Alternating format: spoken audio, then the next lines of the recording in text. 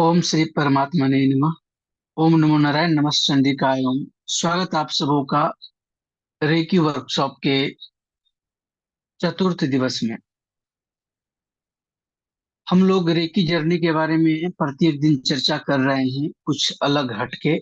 आज भी थोड़ा सा हम चर्चा करेंगे। कल का हमारा टॉपिक था एनर्जी के ऊपर, जिसपे हमने मैग्नेटिज्म के ऊपर चर्चा किया था।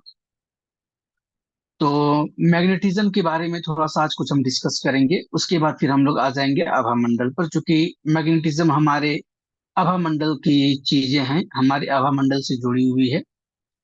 तो मैग्नेटिज्म पर थोड़ी सी चर्चा करेंगे। जैसे कि कल हमने बताया आप लोगों को कि हमारा सेल वोल्टेज दिन प्रतिदिन डिक्रीज होता चला जा रहा है, और हमारे कोशिश ना करने की वजह से, हमारे लापरवाही की वजह से कहीं ना कहीं हमारा सेल वोल्टेज डिक्रीज हो रहा है। और जिस प्रकार से हमारा दैनिक दिनचर्या है, डेली रूटीन है, उस दृष्टि से हमारी सेल वोल्टेज डिक्रीज कर रही है। अब सेल वोल्टेज की इकाई क्या है? तो सेल वोल्टेज जो होता है वो, यानी कि समझ लीजिए कि वो बहुत ही नॉर्मल करंट से बहुत ही ज्यादा उसकी फ्रीक्वेंसी लो होती है, इसीलिए जब भी हम उसको नापते हैं वो माइनस में नपाता है, यानी कि माइनस में उसको काउंटिंग करते हैं। अगर एग्जाम्पल के तौर पर, अगर वहां पर हम माइनस वन डिग्री अगर बात करें, तो यह कम ही होगा, और माइनस अगर टू बोले तो वो -1 से -2 ज्यादा ही होगा, क्योंकि बॉडी एनर्जी के क्षेत्र में हम इस प्रकार से काउंटिंग करते हैं। हालांकि ये सिलेबस नहीं है। हम आप लोगों के साथ बायोमैग्नेटिज्म का पूरा जूम रिकॉर्डिंग 2 क्लासेस हमने लिए थे, लगभग आधा आधा घंटे का। तो वो वीडियोस हम शेयर करेंगे ग्रुप में, एक बार आप लोग जरूर सुन लीजिएगा। वहां पर हम मैग्नेटिज्म के ऊपर डिटेल में एक्सप्लेन किए हैं। तो आइए हम लोग अब चर्चा करेंगे मैग्नेटिज्म के थोड़े से और पहलू पर। तो कल जैसे कि हमने कहा कि मैग्नेटिज्म, यहाँ पर अगर चुंबकत्व शक्ति की बात हो रही है, तो कहीं ना कहीं आकर्षण का प्रभाव भी यहाँ पर बढ़ रहा है। आकर्षण यानी कि कुछ भी चीज अट्रैक्ट करने के लिए। अब जाहिर सी बात है कि अगर हमारे शरीर में मैग्नेटिज्म की कमी हुई, तो हमारा ऑरा का जो स्तर है वो घटेगा। और सामान्य तरीकों में, सामान्य स्थिति में भी हमारा ऑरा प्रभावित होता है। क्यों प्रभावित होता है, ये चार्ट देखने के बाद आपको पता चलेगा। सबसे पहली बॉडी हमारी कौन सी है ऑरा में? तो फिजिकल ऑरिक बॉडी, यानी कि हमारा जो फिजिकल शरीर है उसका ऊपरी हिस्सा, यानी कि उससे जो हमारे फिजिकल शरीर से जो हल्का स्पर्श होता है। देन अगला बॉडी है हमारा एथेरिक बॉडी। तीसरा बॉडी है इमोशनल एस्ट्रल बॉडी। चौथा है मेंटल बॉडी। पांचवा है कैजुअल बॉडी। छठा है स्पिरिचुअल बॉडी। और सातवां है डिवाइन बॉडी, जो कि कह सकते हैं कि वो सेवंथ स्तर की चीजें हैं। उस समय आपका डायमेंशन चेंज हो जाता है। तो डायमेंशन के अंदर डायमेंशन, हालांकि हम लोग ऑल ह्यूमन बींग्स रह रहे हैं किसमें? तो थर्ड प्लेन में। और एग्जिस्ट कितना प्लेन करता है? तो सेवंथ प्लेन।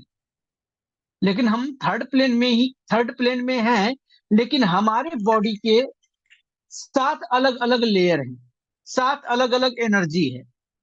पहला फिजिकल ऑरिक बॉडी, दूसरा एथरिक बॉडी, तीसरा इमोशनल एस्ट्रल बॉडी, चौथा मेंटल बॉडी। अब ध्यान से समझिएगा, अगर कोई बाहरी शक्ति अगर हम पर इफेक्ट करेगा, कोई बाहरी ताकत अगर हम पर आक्रमण करेगा,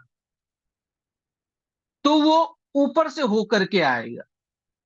लेकिन जब हम अपने शरीर से लापरवाही करेंगे, तो हमारे अंदर की, यानी कि बॉडी की सतह से एनर्जी क्या होंगी? डैमेज होती चली जाएंगी। ये दो चीजें तो क्लियर हो गई, हमने बताया। लेकिन यहां पर विडंबना क्या है, जरा सोचिएगा कि मान लेते हैं आपने अपनी ऑरा को क्लीन कर लिया, अपने ऑरा को स्ट्रांग कर लिया, आपका ऑरा पूरा स्ट्रेंथ है, पूरा पावरफुल है आपका ऑरा। जैसे आपका इमोशन चेंज हुआ, सकारात्मक से जैसे नकारात्मक हुआ, तो जो आपका इमोशनल अस्ट्रल बॉडी है वो गड़बड़ा जाएगा, वो हिल जाएगा। और जब हमारा इमोशन चेंज हो जाएगा तो कहीं ना कहीं हमारा मेंटल हेल्थ पर इफेक्ट पड़ेगा, हमारे मेंटली हम डिस्टर्ब हो जाएंगे। और जब ये दो बॉडी डिस्टर्ब हुआ तो फिर आपके ऊपर नकारात्मक शक्तियां भी हावी हो जाएंगी, आपके ऊपर साइकिक अटैक भी होने शुरू हो जाएंगे, आपके ख्यालात बदल जाएंगे, आपके विचार दूषित हो जाएंगे।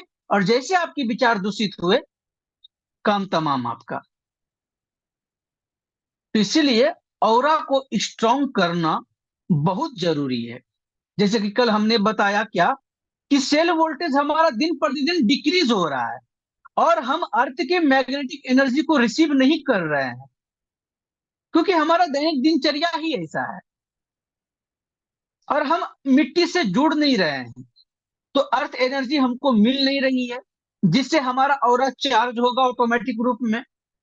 हम कोई स्पिरिचुअली वर्क नहीं कर रहे, ध्यान नहीं कर रहे, साधना नहीं कर रहे, मेडिटेशन नहीं कर रहे, तो उससे भी हमारा ऑरा इंक्रीज नहीं होगा। हमारे अंदर सेल वोल्टेज एक स्तर पर जब तक नहीं आएगा। देखिए, सेल वोल्टेज के भी तीन स्तर होते हैं। एक पहला स्तर वो है जहां पर मनुष्य बैलेंस होता है, ठीक है। एक स्तर वो है जहां पर मनुष्य बैलेंस होता है, उसके जैसे नीचे एनर्जी जाती है वो बीमार पड़ता है। लेकिन बैलेंस स्टेज में आपका बॉडी जो है वो स्वयं को प्रिपेयर नहीं कर सकता, वो वर्क नहीं कर पाएगा। और जो औसतन सामान्य मनुष्यों की जो एनर्जी है, सेल वोल्टेज जो है, वो आपका -20 से 25 मिली सेल वोल्टेज है, ठीक है। -20 से 25, -25। यहां पर -20 कम है, -25 ज्यादा है, ध्यान रखिएगा, बिहार से ठीक है। तो अब -20 से एनर्जी जैसे नीचे चली जाएंगी, जैसे नीचे जाएंगे -20 से एनर्जी, तो हम बीमार पड़ जाएंगे, हमारा पूरा सिस्टम हिल जाएगा। अब -25 में आप बैलेंस हैं, लेकिन जब तक आपकी -25 मिली सेल वोल्टेज से जब इंक्रीज होकर के जब तक आपका -35 से 40 पर नहीं आएगा, तब तक आप अपने आप को बेहतर महसूस नहीं कर पाएंगे, आप अपने आप को स्ट्रांग नहीं फील कर पाएंगे।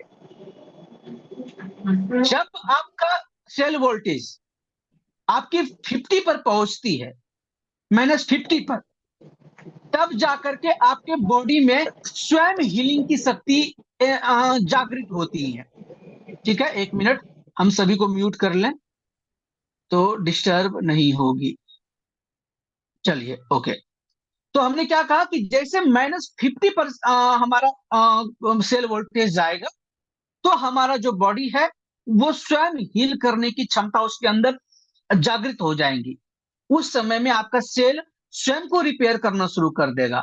उस समय आपका बॉडी, आपका डीएनए वो स्वयं को रिजनरेट करना शुरू कर देगा, यानी कि वो ऑटोमेटिक, वो ऑटोमेशन में प्रक्रिया चली जाएगी, ऑटोमेटिक कार्य चलने लगेगी।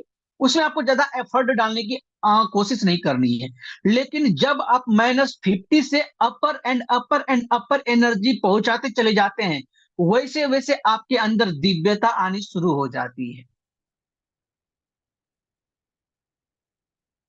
ठीक है। तो अगर हम ऑरा से अगर हम समझें, तो समझ लीजिए कि अगर हमारा औसतन है, तो ये सेवंथ बॉडी, सेवंथ पार्ट जो है, सेवंथ लेयर जो है ऑरा की, वो सामान्य दिखेंगे, बेसिक यानी कि सामान्य दिखेंगे कि ठीक है, आप एक सामान्य मनुष्य हो।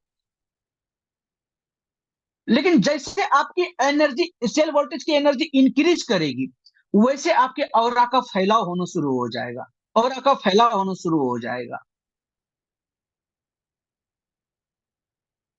दूसरी बात कि ऑरा की अगर बात करें, तो हम में से सारे लोगों को तो यह ज्ञात नहीं होता कि हमारा ऑरा कैसा है। हालांकि ऑरा को नंगी आंखों से देखने के लिए उनके अंदर साधक तत्व होने चाहिए, वो साधक होने चाहिए, साधिका होनी चाहिए, उनके अंदर वो काबिलियत होनी चाहिए। अगर हम नंगे आंखों से देखने की काबिलियत हमें नहीं है, तो इसका दूसरा टेस्ट होता है, एक एग्जामिनेशन टाइप का, एक आपका एक सिंपली आपको क्वेश्चंस के जरिए आपको पूछा जाता है। उस क्वेश्चंस के जैसे जैसे आप आंसर देते चले जाओगे, उस अनुसार से आपका ऑरा डिटेक्ट हो पाएगा। तीसरा आधार है इसका डिजिटल इक्विपमेंट्स, जहां से हम ऑरा स्कैनिंग करते हैं। हालांकि जो हैवी कैमरा है जो कि ऑरा का हमारा फोटोग्राफी करता है, उन कैमरे लेने की औकात तो हम सभी की है नहीं। हालांकि आप मुझसे किसी कई लोगों के होंगे, खर्चा कर सकते हैं, 1 लाख 2 लाख 3 लाख खर्चा कर सकते हैं, तो वो कैमरा ले फोटोक्रेमिक कैमरा लेकर के आप कर सकते हैं, कोई बात नहीं है।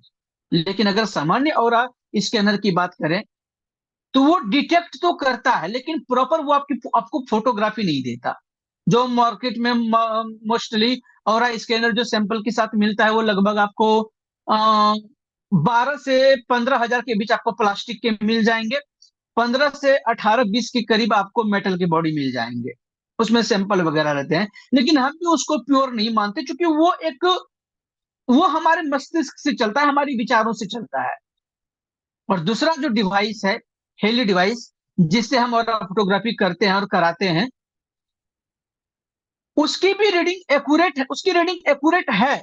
लेकिन ये भी हम असत्य नहीं कहेंगे आप लोगों से कि वह भी आपको प्योरेस्ट फॉर्म में आपके ऑरा को फाइंड आउट कर पाएगा। क्योंकि हो सकता है कि अभी जब आपने चेक कराया, इसके इसके दूसरे ही क्षण, दूसरे ही सेकंड आपके विचार बदले, तो आपका ऑरा में परिवर्तन आएगा। और दूसरी बात कि हम अपने सेल वोल्टेज को भी डिक्रीज कर रहे हैं। अब देखिए, ऑरा को आपने समझा कि अब ऑरा को क्लीन और ऑरा को स्ट्रांग करना नेचुरली बहुत जरूरी है। आइए ऑरा क्लींजिंग इस फोटोग्राफ के बाद हम लोग अगले फोटोग्राफ की ओर चलते हैं। यहां पर कुछ चीजें आपको और समझ में आएंगी। ये देखिए, ये जो फोटोग्राफ आपके समक्ष आ रही है, ये आपकी एनर्जी सिस्टम की आ रही है, फेमिनिन एनर्जी की भी और मैस्कुलिन एनर्जी की भी। यहाँ पर हम सेवन चक्रा को भी इंडिकेट करेंगे, सेवन चक्रा को भी यहाँ पर हम लेंगे, क्योंकि सेवन चक्रा के फॉर्म में भी हमें दिख रहा है। लेकिन एक्चुअल में ये क्या है, ये ऑरिक बॉडी है। ऑरिक बॉडी में देखिए सबसे नीचे क्या चीज है, इमोशन, उसके बाद communication, express expression and communication, उसके बाद इमोशनल अवेयरनेस, क्लैम, फीलिंग, उसके बाद ऊपर जाकर के लगभग में इंट्यूशन तक पहुंचता है। फिर दूसरी बात क्या है यहाँ पर, common sense, survival, material needs, easy of acquiring. फिर ऊपर में चले जाइए तो फिर reason, logic, energy of action. ये क्या इंडिकेट कर रहा है, ये फोटोग्राफ सबको क्या बता रहा है? ये फोटोग्राफ्स ये बता रहा है कि हर एक मनुष्य के अंदर जो उनकी अपनी मैस्कुलिन ऊर्जा और उनकी अपनी फेमिनिन ऊर्जा, इट मीन्स हर एक मानव, चाहे वो पुरुष हो या स्त्री, बना है तो दोनों तत्वों से। क्लियर? बना है दोनों तत्वों से। जब दोनों तत्वों से बना है, तो ये दोनों एनर्जी, फेमिनिन एनर्जी और मैस्कुलिन एनर्जी, दोनों उनके अंदर बैलेंस होने चाहिए। मैस्कुलिन एनर्जी का सबसे अपर लेयर क्या है, लॉजिक, और फेमिनिन एनर्जी का सबसे अपर लेयर क्या है, इंट्यूशन। जरा सोचने वाली बात है। मैस्कुलिन एनर्जी का पहले दूसरे तीसरे नंबर पर एनर्जी ऑफ एक्शन है, और वही फेमिनिन एनर्जी का ऊपर से तीसरे नंबर पर हीलिंग है। ये क्या दिखा रहा है, ये क्या समझा रहा है आपको? एक्चुअल में ये चीजें हम आपको इसलिए दिखा रहे हैं, ये बातें हम आपको इसलिए अभी बताए, क्योंकि अगर हमें अपनी एनर्जी को यदि संतुलित करनी है, यदि हमें अपनी ऊर्जा को बैलेंस करना है और यदि हमें हीलिंग के क्षेत्र में आगे बढ़नी है, तो हमें अपने बॉडी के यिन और यांग ऊर्जा, मैस्कुलिन और फेमिनिन ऊर्जा को भी संतुलित करके चलना होगा। ये चीजें नर्सरी की बातें, यानी कि एनर्जी साइंस में नर्सरी क्लास की बातें हैं। लेकिन जहां तक हमने सिलेबस रेकी का पढ़ा है, लगभग ग्रैंड मास्टर तक बहुत सारे कोर्सेज को हमने देखा है, उसमें कहीं पर भी ये मेंशन्ड नहीं है। हालांकि नॉर्मली थ्योरेटिकल जानकारी दे दी जाती है, लेकिन प्रॉपर इस पे वर्क नहीं किया जाता। और यही वजह है लोगों को कमी अनुभव होती है, काम नहीं होता, उनकी आस्था डगमगाती है, वो प्रैक्टिस छोड़ देते हैं, फिर गाली गलौज करते हैं कि ये काम नहीं करता, ये फालतू सब चीज है। दूसरा तथ्य से आज एक कड़वा सत्य से रूबरू और कराते हैं आप लोगों को। हम लोग सनातनी हैं, राइट? हम लोग सनातनी हैं, सनातन धर्म को मानते हैं, हिंदू देवी देवताओं को मानते हैं। अब हम में से हिंदू भाई बहन लोग क्या करते हैं, उनकी जीवन की कोई प्रबल इच्छा हो और वो प्रबल इच्छा को पूर्ति करने के लिए वो कोशिश लगातार कर रहे हैं, भाग रहे हैं, और उनके लापरवाही की वजह से उनको वो चीज नहीं मिलता। तो जानते हैं दोष किस पर मरते हैं? कि मेरा तो भगवान सुन ही नहीं रहा। और भागते कहाँ है? तो मजार पर जाते हैं, तो गिरजाघर जाते हैं, गुरुद्वारा जाते हैं, फलना चिलना जगह, देवता को ही बदलते, अपनी आस्था को ही बदलते, यानी कि अपने आराध्य को ही बदल देते हैं। क्या ये करना सही है?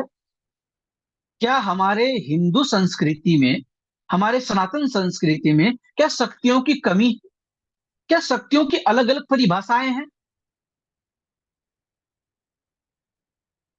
जब दर्शन शास्त्र लिखी गई थी, क्या उसमें भी हिंदू, हिंदू सिख, बुद्ध और मुस्लिम मुस्लिम यानी कि अलग अलग धर्म संप्रदाय थे जिसमें दर्शन शास्त्र लिखा गया था?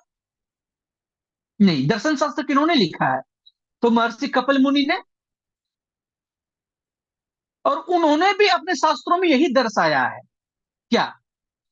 पूरा अक्षर ब्रह्मांड दो ऊर्जाओं से मिलकर के बना है, एक पुरुष तत्व, दूसरा प्रकृति तत्व। और इन दोनों को बैलेंस रखना, ये हमारा अधिकार क्षेत्र में हमें करनी ही चाहिए।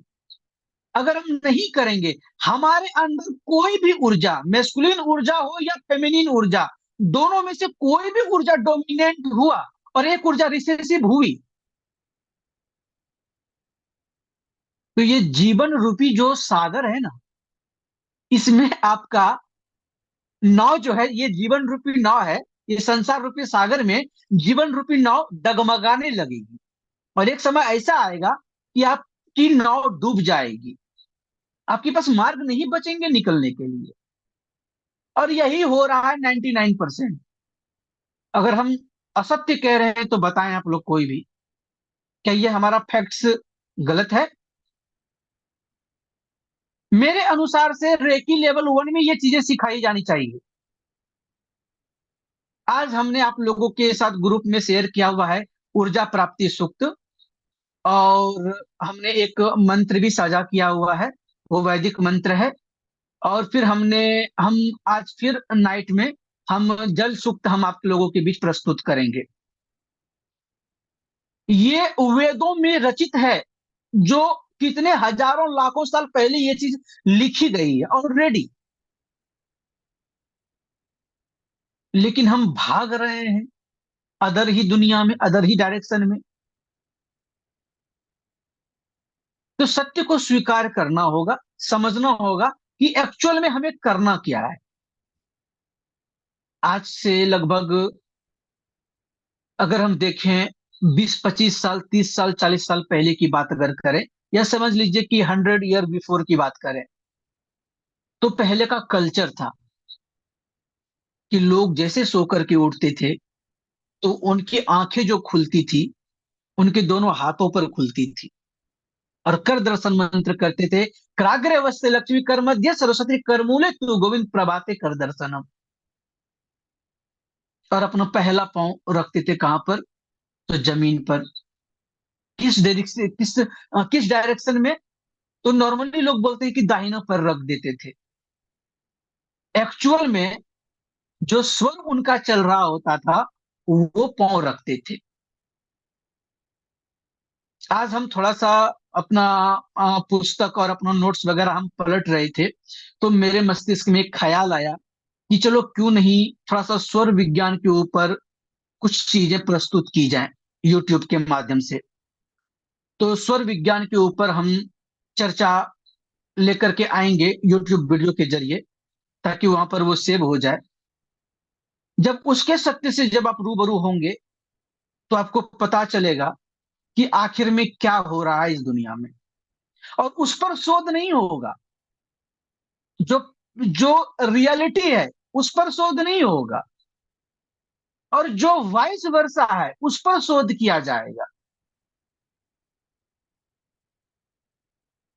अगर हम बात करें कि हर एक हम मेरा कहना है कि हर एक व्यक्ति को मंत्र जप करनी चाहिए, मंत्र साधना करनी चाहिए, यंत्र साधना करनी चाहिए, तंत्र साधना करनी चाहिए, तो आप लोगों में से कई लोगों के मन में ये विचार उत्पन्न हो जाएंगे कि तंत्र तो हो गया ब्लैक मैजिक, काला जादू।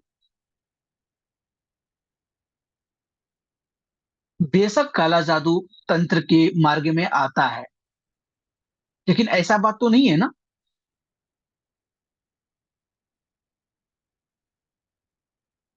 वो तो डायरेक्शन आपको चुनना होगा ना। एनर्जी अच्छी या बुरी नहीं होती है दोस्तों, हमेशा याद रखिएगा। कोई भी शक्ति अच्छी या बुरी नहीं होती है। बुरे हमारे विचार होते हैं, अशुद्धता हमारे अंदर है। हमारे मन के कुविचार उस एनर्जी को गलत डायरेक्शन में लगाते हैं, अतः वो ब्लैक मैजिक बन जाता है, काला जादू बन जाता है। क्या काला जादू में क्या काला कलर की शक्तियां होती है और व्हाइट एनर्जी में क्या सफेद कलर की शक्तियां होती है? नहीं। हमने पहले दिन ही कहा था, शक्ति स्वरूपा तो स्वयं जगदम्बा है। तो माता अपने संतान को दुख क्यों देंगी? लेकिन ये भी सवाल आपके मन में उठ सकता है कि ये बात आपने कहा, तो भाई तांत्रिक लोग भी तो भगवती काली की उपासना करते हैं, उनके क्यों सुन लेते हैं, हमारे क्यों नहीं सुनते? तो इसका सिंपल सा जवाब है,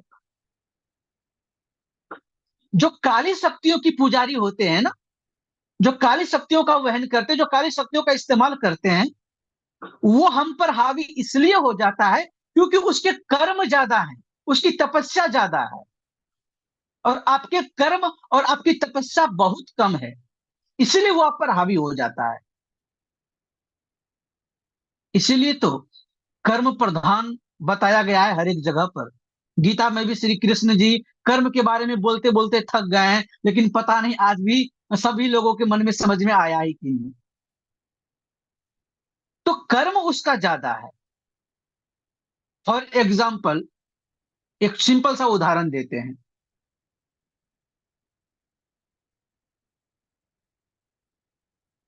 3 व्यक्ति ले लीजिए।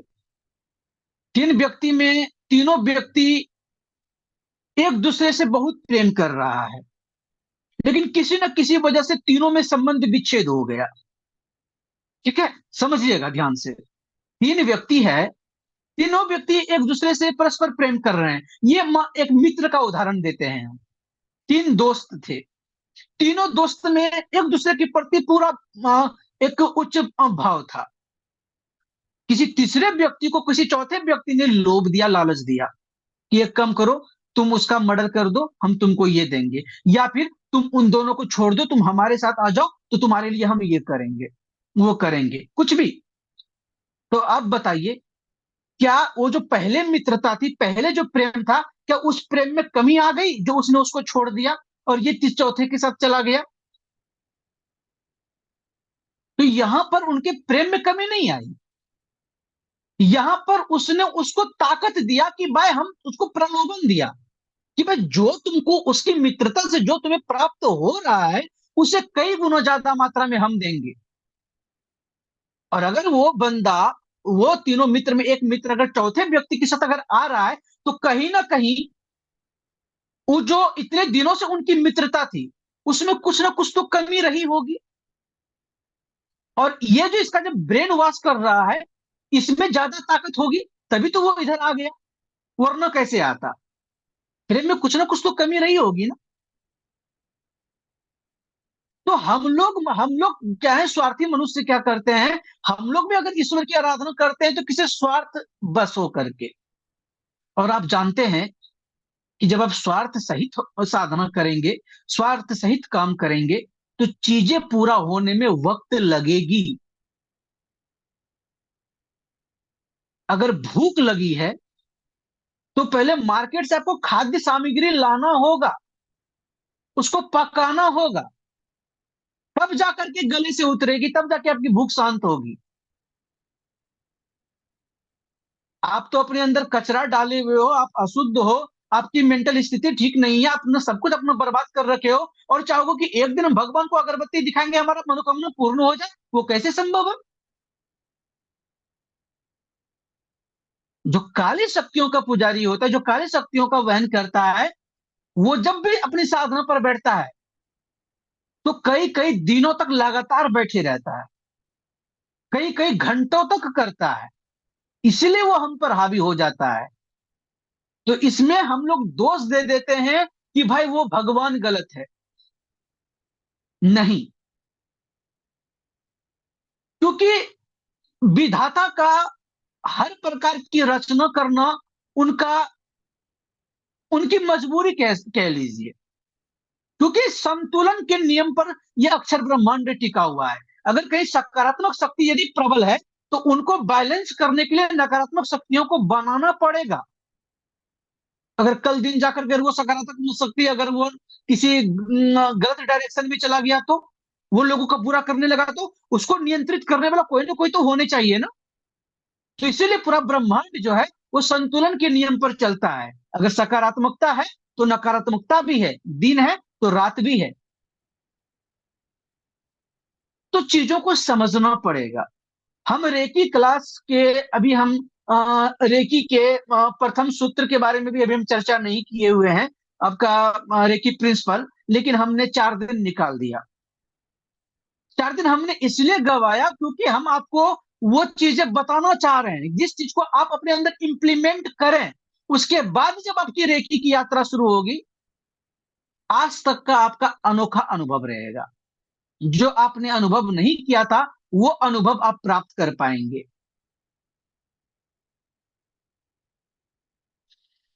तो हालांकि हम हर दिन लेक्चर ले रहे हैं, लेकिन हम आप लोगों के लिए कुछ स्क्रिप्ट तैयार कर रहे हैं कि आपको प्रतिदिन का आपकी रूटीन क्या होगी, हम रूटीन बना रहे हैं।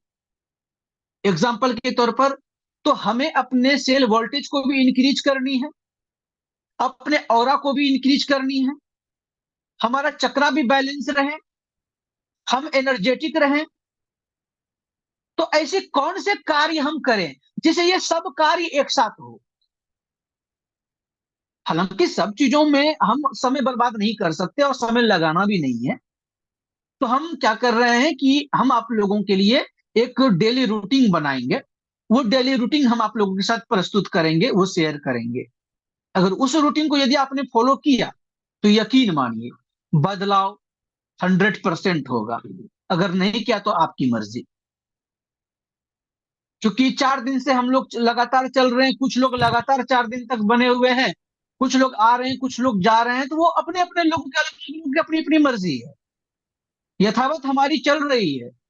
फिर 20 तारीख से हमारा ये ऑस्ट्रो रेमिडीज वाला वर्कशॉप शुरू हो जाएगा। तो उस दिन के बाद ये कोर्स, ये क्लासेस कुछ दिन के लिए बंद हो जाएंगी। तो ये यथावत चलती रहेंगी। लेकिन सोचना आपको है, करना आपको है।